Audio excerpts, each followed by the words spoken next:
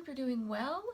I have had quite a few requests to show how I wrap plants to ship them, and so I am wrapping up some plants to ship them today, and it's a beautiful day outside here on the porch, and so I thought, you know what, I'll just take you guys along with me as I wrap these up and show you what I do. Now I'm going to move the camera and point it down so you can see what I'm doing.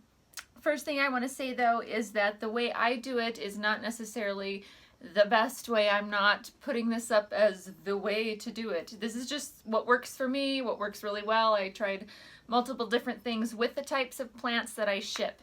But shipping methods really vary depending on what you're shipping and how you would want to wrap it up. If you're shipping bare root, you can do it totally differently. Most of what I ship is partial soil, and a lot of them are the hardier, cold hardy, wet, more wet loving is an exaggeration. Wet tolerating, there we go. Wet tolerating succulents, you know, like sempervivums and sedums and things like that. So, and I do ship some others from time to time, but primarily I have experience with shipping the plants that are hardy around my area here in northern Idaho. And so this is what I'm showing today. These are all hardy plants, and this is what works best for me after trying many versions of wrapping and taping and whatnot, and it protects them really well, especially for sempervivum, which I'm not going to show right now. I'm not shipping any of those, but I might wrap one up just to show you guys. I might run see if I can find one that I could just wrap up to show you guys, because it really protects them well. All right, I am going to point the camera down and be right back. Alrighty, so first off I start with scissors, twine, tissue paper, and for certain plants and certain circumstances, some plastic wrap. You can use any old leftover pieces of plastic you have, whatever works, rather than throwing something away. That's great. And then I remove most of the soil, however much really isn't attached to a lot of roots. And this is what a few different clusters look like, the amount of soil left on them, as you can see. And then I allowed them to dry out for a day. It really depends on the weather, how long you want them to dry out. With these guys, they really, I've asked multiple people this year, and then I asked some people last year, and they really have shipped very well, even if they're a little bit damp, because these guys don't mind being damp, like a lot of the really desert succulents do. But they're a lot heavier when they're wet, and so that's one of the main advantages of drying out. And then if they get really hot and they're wet, that can kind of be a recipe for disaster. If you're shipping first thing in the spring or late in the fall when it's cold, if they're a little bit damp, it's not such a big deal with these guys, because they're starting to just kind of be dormant anyways. But if it's possible that it'll get really hot, then having them on the dry side is ideal. So with all of these guys, these are all on the very dry side. I have one other plant that I'll show in just a minute that I'm also shipping with these that I left a little bit more damp just because it's in bloom, and it would like a little bit of moisture for the trip. So these guys are dry enough that I just start right with the paper. And I buy tissue paper wholesale. I used to buy it from my store all the time, and you can get it really cheap online. I don't even think you need to have a wholesale license to get it for really cheap. It's just you can buy it in bulk basically. And if you get it from a supply store, trying to think of the name of one. If anyone wonders, I can leave it below. But you can Google like store supplies for bags and tissue and things like that for stores, and find it for quite reasonable prices usually. And so I always do two layers. We're gonna start with this one. And you'll see when I wrap up the other one, it's the other one I'm keeping a little bit damp is a Lewisia, and they look more like a sempervivum or an echeveria shape, and so you'll see why I particularly like shipping this way with them a lot more than with the sedum, but I just go ahead and do them all the same way. So I'm just letting out any excess dirt so that it doesn't fling on top. And then I'm just carefully making sure that no leaves are pinched below. Making sure all the leaves are on top and all the roots are on bottom. And kind of just gathering it up around and making a little edge. Now before I get completely all gathered up to where I can't let go, I'm going to go ahead and cut a piece of this twine. I usually use jute twine. This is from an old roll of baling twine. I think this might be hemp. It's a little bit lighter colored than the jute that I'm used to. But anyways, some kind of a natural, cheap, you know, cord. Get this where you guys can see. Okay. So again, I'm just gathering it up all around the outside here. Shake any excess dirt off. And then I'm going to take my twine and I'm going to put it around, up around the base here, just right at the base of where the plant starts in the top of the soil. And it's going to be a little difficult to kind of see this, but just give me a second here and I'll show you the final product. And this is looking more awkward than it is because usually I would just have it kind of in my knees, pinch it between my knees and tie it up, and it's super easy and quick to do this. But for purposes of showing on the video, I'm trying to leave it on the table. So I just tie it up. Alright, so it looks like this, and all of the dirt is kind of tied below, basically. And from the other side, it looks like this. And you don't have to tie it super, super tight, just enough to kind of hold on. And then when I put it in a box, which I'll show in a minute, then you can just kind of fold this over the top, and it really pads whatever needs to be. You know, you can kind of roll it to one side or the other if something needs a little more protection, or if not, it just protects the whole top really well. And even if it's upside down, it doesn't really leak dirt or get really messy very easily. And if this one has a little bit of moisture, and if it kind of soaks the tissue, it's not really a big deal. Worst thing that will happen is it may fall apart when she gets it, but it's not gonna hurt the plant. And it doesn't really matter what colored tissue you use. If the plant gets wet and your tissue bleeds, it can stain your leaves. And so if you're shipping a really, because it's just, you know, kind of water-based colorant in the colored. So if you're shipping any, like say a really beautiful echeveria or something that you know, staining the leaves would kind of almost ruin it, then shipping with white is really ideal. If you're shipping something that's bone dry and that's not, you know, it's not really gonna bother, you know, if a tiny little bit of blue tissue wound up on the underside of a few of these, you know, it wouldn't really matter. And so, in fact, it might be kind of,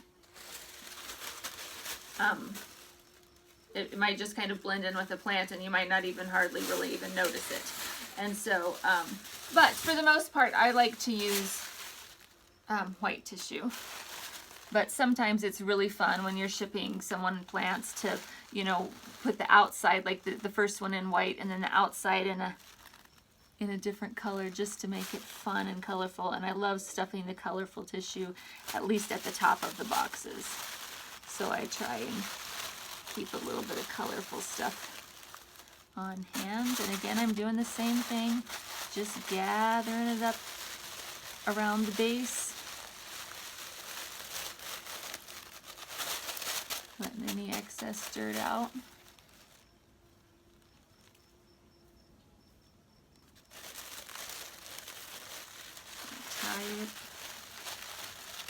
Tie it up.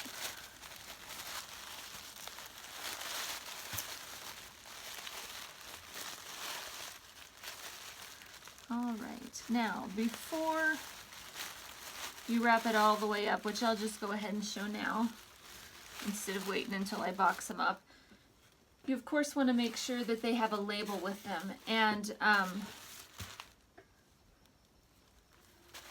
Not all sellers do this, you know, it kind of depends, but it's really nice when everything is labeled and wrapped up with a label.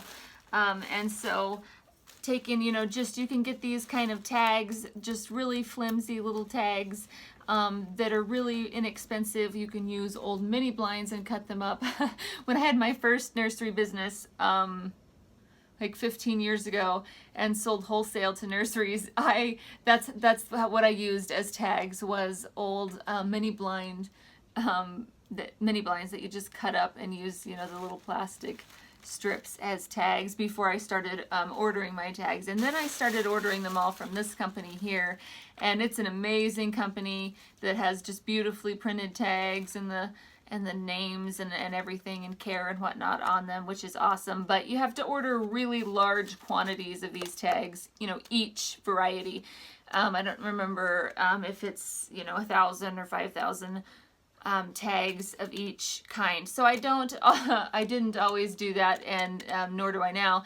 But eventually I may order some more of these. But for now, most of my guys, if I'm shipping, have, you know, something like this, or just a piece of paper written with, if I happen to run out of tags or something. I try and always include their names, but occasionally I forget, especially if it's a gift. So I just lay them in here however they'll fit, just kind of before I wrap it up like this. And put it in the box. Now, if you're trying to ship in as small of a box as possible, this isn't super efficient, but you can crinkle this pretty tightly and still fold it over the top. You can always cut excess off as well and use it for stuffing around in your box for packing, depending on what size of a box you're shipping in. Alrighty, I think I'm gonna wrap this next one up off camera because it's just the same as the others, and then I'll show you wrapping up the Louisia because it's gonna be just a little bit different. And I will be back in just a minute. Alrighty, so for this guy here, I am going to wrap it with plastic wrap first. So I'm just going to take a little square, because this one I want to stay slightly damp on the trip. Because you can see it's blooming right here. Isn't that beautiful? And it's got so many big healthy roots here, and they're all exposed, and I just want it to be happy. So I wrap the plastic very similar to the tissue, and just try and cover as many of the roots as possible. Just bunching it up all up around the outside here. Then after that's done, we'll take our tissue, do the same thing. And when you're shipping a single, you know, rosette type plant like this, or a echeveria, or a sempervivum, you know, in anything that's this shape, they're much easier because you can grab them a lot easier around the base because there's a single plant and it's easier to gather. The tissue around the edges, it's easier to tie it. The whole thing is just a bit easier. So, forgot to cut another cord for this before I started here. Now for the outside of this Louisia, I'm going to use a colored piece of tissue. I'm going to do the inside with white, so everything that's directly next to the plant will be white. But this is a dark colored plant. Even if it happened to leak a little bit on the plant, the color, I don't think you would notice that at all on these guys. And it's not moist enough to be leaking colors anyways when tied up like this. If it didn't have the saran wrap, possibly. All right, and so with this guy, since it's blooming,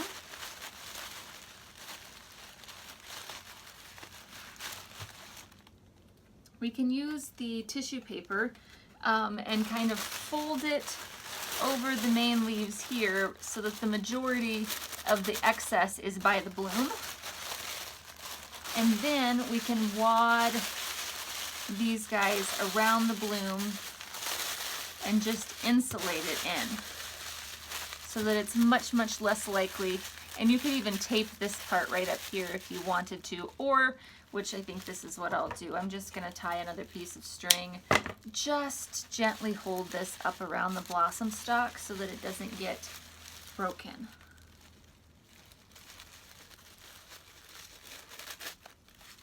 Just really, really gently. It doesn't.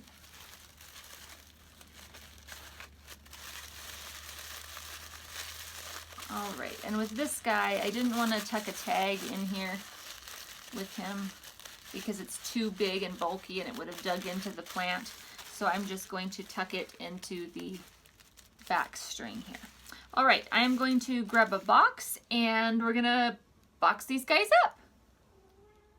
Alrighty, so I got a box here all ready to go, and I'm going to put the Felicia in first.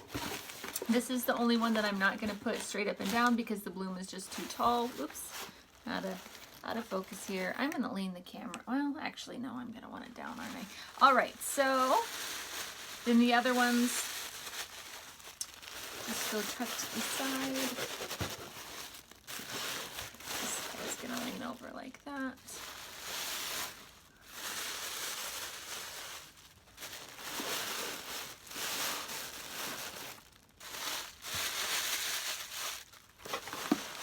You have quite a lot of give as long as you know which direction you're going. You know, as long as you're squeezing against the soil that's on the bottom, you can wedge them fairly tight.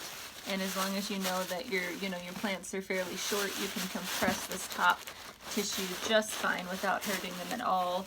And this will protect the bloom and just kind of pad the whole thing so that it doesn't rattle around and just bang and bruise and stuff like that, because we don't want that either. So I like my boxes packed quite tight, and I will tuck some other stuff down in there before I wrap it up. So there you go. That's how I wrap up a lot of plants. Even bare root plants I end up wrapping very, very similar. I wrap I don't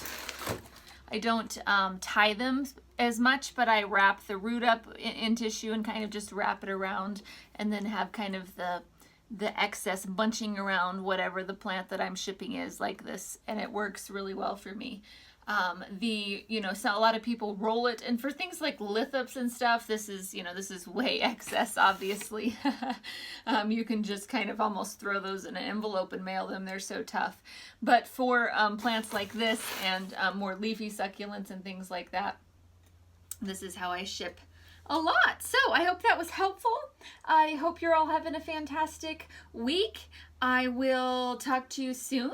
I have to run, get this box all ready to be mailed for the excited owner of these new plants. Talk to you soon, and happy growing.